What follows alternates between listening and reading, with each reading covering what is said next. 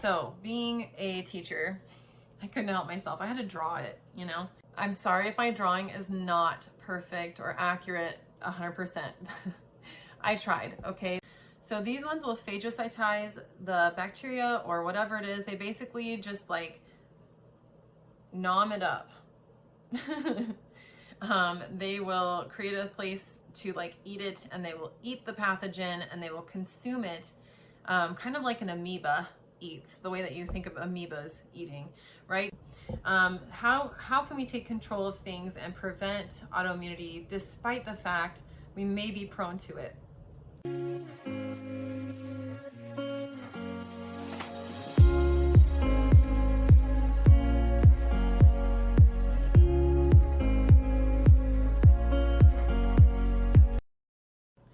Hi everyone, welcome to today's episode of Health Impaired, Health Inspired. Today we're going to be discussing how autoimmunity happens. We're going to be talking about specifically how issues with your gut can contribute to autoimmune conditions and the autoimmune response. And we're going to be talking about some of the ways that people combat autoimmunity using their diet. So first things first, autoimmunity has several risk factors. The big ones would be genetic predisposition and dietary habits, and also other environmental factors. But there's sort of this genetic predisposition for folks, and that basically just means that you are prone to having an overactive immune system. And so if you have an overactive immune system, we're going to talk about how that triggers autoimmunity. And how diet really antagonizes things. So being a teacher, I couldn't help myself. I had to draw it, you know? But in the lining of your intestines, there are folds all along it. Okay, this is in your gut. There's folds all along it. And then on each fold, there are smaller little nubs or papillae that are like little projections off of that. So if you were to zoom in on this little portion of the intestinal wall, you'd see there's even more folds. And then each fold has a specific type of cell lining that fold. And these cells, these little tiny pink square-ish cells that I drew, those are called enterocytes. I know my drawing is not great, but I'm zooming in there. And then let's say that we were to zoom in on this section right here in the blue, we might see something like this. Okay, I'm sorry if my drawing is not perfect or accurate 100%. I tried, okay? There are plenty of much better diagrams online that I will hopefully share. Maybe I'll share it in the comment section below and you can go take a look, or in the description. So if you want to see a much better drawing, there it will be. So these are our enterocytes, and I did the most basic rudimentary drawing of these. And this is where all of our food is passing through and our nutrients that we're getting from food. And then on this side, we have the inside of the gut wall, like inside of our intestinal wall. So when we eat food, all kinds of things enter. So we will get not only, proteins, like this folded protein here. By the way, I could have drawn this so much bigger. Proteins are large macromolecules, and they're made of amino acids that have all chained together and then folded up into a specific shape that makes a specific protein.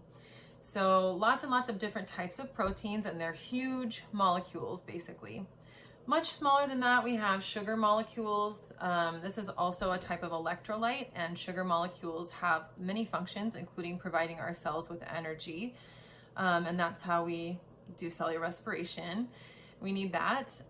We also get electrolytes such as different salts and ions. This is a sodium ion represented by its chemical symbol. It's a positively charged ion. Our body uses sodium and potassium ions and things like that to do like the sodium gated channels, ion channels. It's involved in tons of cellular activities and particularly involved in things like muscle movement. Even, let's see, that's actually the smallest thing that I have on my list here. Somewhere between the size of a sugar molecule and this, we have water molecules. I labeled that with a W. Water molecules are made of 3 atoms, H2O.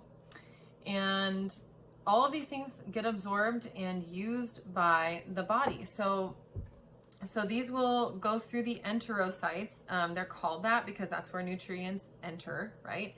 They'll enter through the enterocytes, and then the nutrients can be used. There's processes within the enterocytes and the following cells that break those down even further. The proteins will get broken down into individual amino acids, and then there's vasculature in here. In other words, there are blood vessels, and those nutrients can be sent to basically all of your body's cells so that they can be used. And other things can get through here, such as bacteria or other pathogens, viruses, certain fungi and bacteria and parasites can come in as well.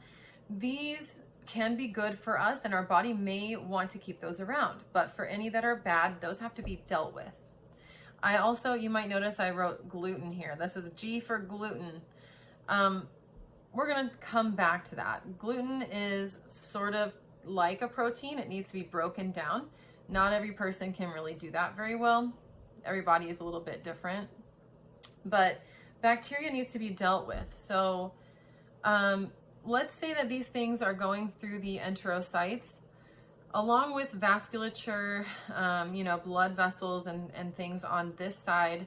We also have a lot of immune cells, which I have represented here with these sort of orange blobs. And these immune cells are there to deal with bacteria. Since we eat so many things that have bacteria and other pathogens, they deal with pathogens. The job of some of these would be, like, I'm gonna say maybe these ones in the with a more circular shape. These ones are there to identify problem compounds or problem cells, like bacteria, viruses. These guys create antibodies like these. I'm representing those with a little, it's kind of like a little Y. They create antibodies, and the antibodies go and find the pathogen. So they'll find, like, the bacteria, for example, and tag it. Let me show you that. My bacteria is going to have some antibodies that have attached themselves to it and have now tagged it. This is an indicator to the white blood cells that they need to destroy whatever this is. So these ones will phagocytize the bacteria or whatever it is. They basically just like nom it up. They will create a place to like eat it, and they will eat the pathogen and they will consume it, kind of like an amoeba eats, the way that you think of amoebas eating, right? So then it will become phagocytized. It will be broken down inside that cell. Any parts of the bacteria that can be used by the body will be used by the body and sent there. Any part of the bacteria that cannot be used by the body is considered waste and will be disposed of using, the liver and the kidneys, however that happens.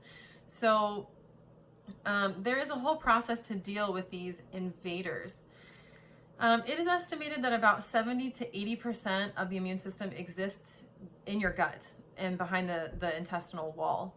That is a huge portion of your immune system.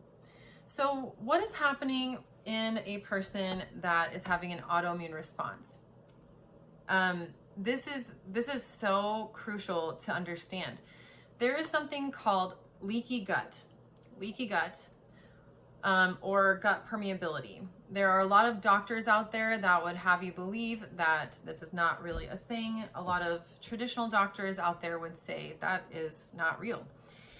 However, there are doctors out there, naturopathic doctors, etc., that have done a little bit more study with this.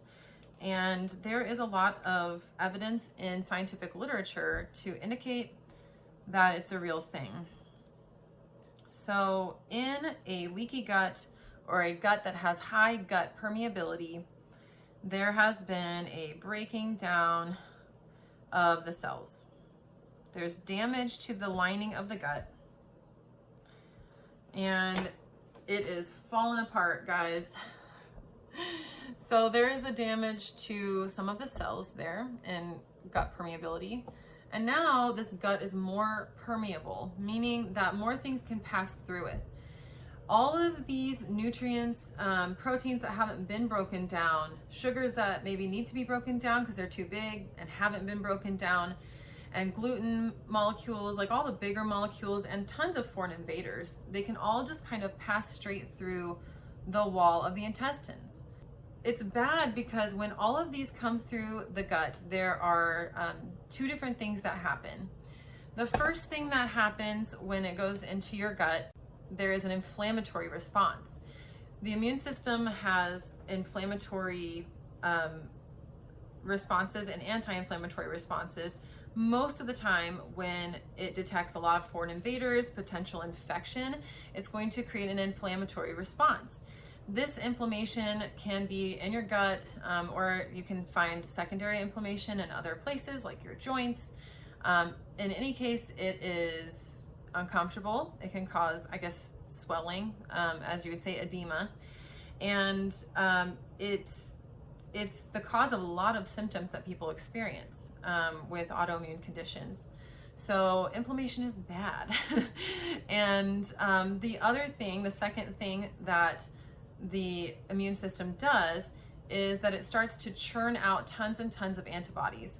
It's trying to keep up with all of these foreign invaders, and it's really difficult to do so. It starts creating antibodies in response to these huge proteins. It starts creating antibodies in response to all of the bacteria that are coming in. And then it tags tons of stuff. And what can happen in a person with autoimmunity is that an antibody is inappropriately made to tag healthy cells. So you will get an antibody that tags, for example, the myelin sheath on nerve cells.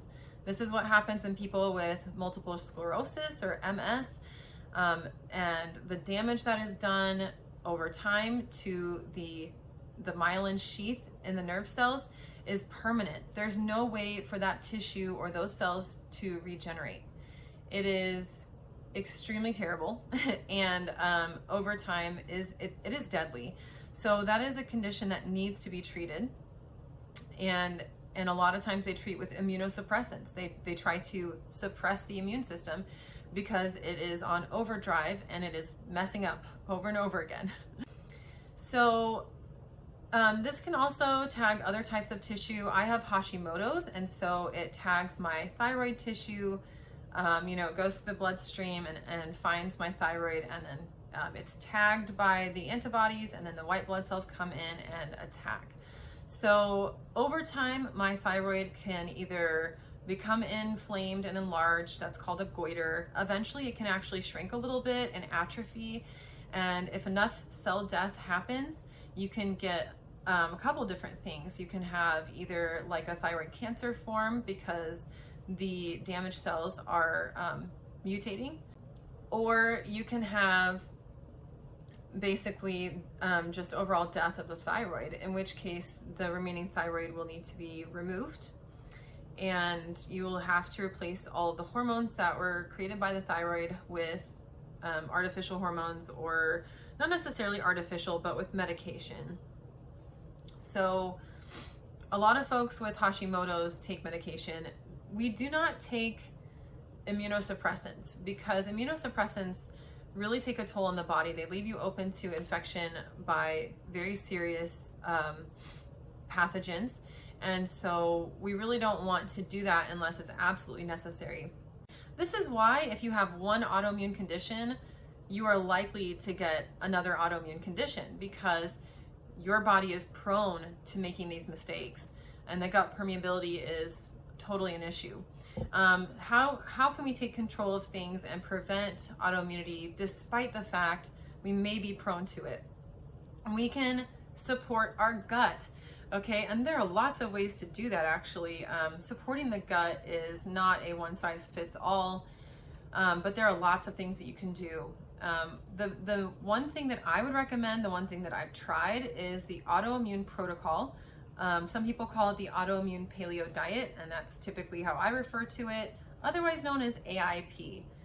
In the diet AIP, it is sort of a twofold thing. You are basically eliminating any foods that can cause inflammation or a trigger of your condition. And again, it's not a one size fits all. Every person responds to different things, different foods. And so it's important to find out what it is that affects you. So with AIP, the idea is that you eliminate a ton of food that could cause problems for 30 to 90 days. A lot of guides say 30 to 60 days. Some guides will tell you that 90 days minimum is important. I think personally, 60 to 90 days is probably better, or just go as long as you need to feel better. It took me about 6 months to feel really, really good. And by that point, I knew that when I was feeling really good, I could potentially reintroduce some things. And if I did that one at a time, I could figure out exactly what was triggering my condition or inflammation in general. So I actually made the unhappy mistake of cheating on the diet, and I never got to really reintroduce things. I did try reintroducing chocolate at one point and decided that that was a bad idea. I don't do well with chocolate, but that has to do more with digestive issues than it does with my particular autoimmune condition. I also discovered that there were a couple compliant foods that I don't do well with. For example, plantains or lots of carbs and starches. I have to have carbs and starches to feel full, but I have issues with plantains, sweet potatoes, and at times other carbs and starches on this diet. And so I have to limit how much of that I eat because I will get acid reflux. That's really bad. I also noticed that I don't do well with pork products, even the ones that are compliant. So you may decide, if for some reason you've been on the diet for 60, 90 days and you're not feeling better, that you want to get rid of some potential stressors to you. Anything that stresses the immune system can cause a trigger and a flare of your autoimmune condition. So I highly recommend that you try the AIP diet. There are other things that you can try to help support your autoimmune problems. And those things include light exercise, such as yoga, walking. You can do water, like making sure that you're drinking enough water, watch your sleep cycles, manage stress. That is huge to me. You can be doing everything right and stress will undo all of your hard work. So managing stress is really important. You can also manage your condition with medications and supplements. Sometimes the AIP diet is not enough. It's just one tool that we have in our toolbox to combat the things that ail us. So I hope that you find this encouraging today. I hope that you have found a reason to try a diet like the AIP diet. And if not, consider yourself totally blessed and fortunate that you don't need a diet like that to feel well. I hope that this helped explain why other people are trying diets like the AIP diet. If you're interested in learning more about other diets that can help with gut health or reducing symptoms, I'm going to be doing an exhaustive list of diets, what they're supposed to help with, and sort of a comparative analysis of all of those. If you're wanting to know a little bit more about me and my health journey, there will be another video linked here. And if you're wanting to know what it means to be health impaired and what that means for me, you can follow this link as well. So I hope that you leave today feeling less impaired and more inspired. Thank you so much for watching.